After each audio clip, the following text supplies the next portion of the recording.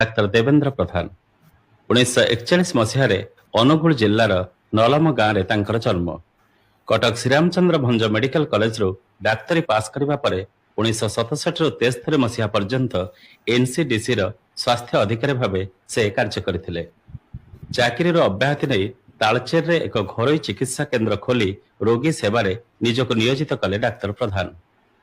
1981 ମସିହାରେ ରାଜନୀତିକୁ ପ୍ରବେଶ କରି ଭାରତୀୟ ଜନତା ପାର୍ଟିର ରାଜ୍ୟ ସଭାପତି ଭାବେ ସେ ଦୁଇ ଥର ଦାୟିତ୍ୱ ବହନ କରିଛନ୍ତି।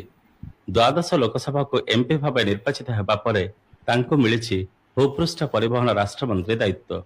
ରାସ୍ତା ଓଡ଼ିଶାରେ କିପରି ଦ୍ୱିଗୁଣ ଯେତିକି ଅଛି ନ୍ୟାସନାଲ ହୁଏ ତା ଦ୍ୱିଗୁଣ ହେବ ମୁଁ ପ୍ରୟାସ କରିବି।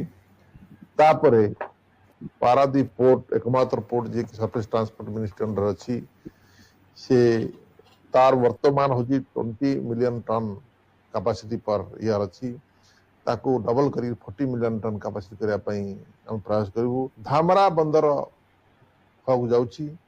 ଯଦି ବ୍ରାହ୍ମଣୀକୁ ଆମେ ଇନଲାଣ୍ଡ ୱାଟରୱେଜ ସଂଲଗ୍ନ କରିପାରିବା ତେବେ ଧାମରା ବନ୍ଦରକୁ ମଧ୍ୟ ଇନଲାଣ୍ଡ ୱାଟରୱେଜ ମାଧ୍ୟମରେ ଆମେ କୋଇଲା ତାଳଚେରରୁ ନେଇପାରିବା।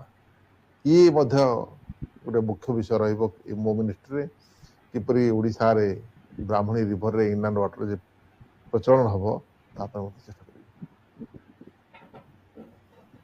ଓଡ଼ିଶାର ଗାଁ ଗଣ୍ଡାର ସାଧାରଣ ଲୋକମାନଙ୍କ ପାଖରେ ସରକାରୀ ଯୋଜନାର ସୁଫଳ ପହଞ୍ଚାଇବା ପାଇଁ ସଦା ତତ୍ପର ଡାକ୍ତର ଦେବେନ୍ଦ୍ର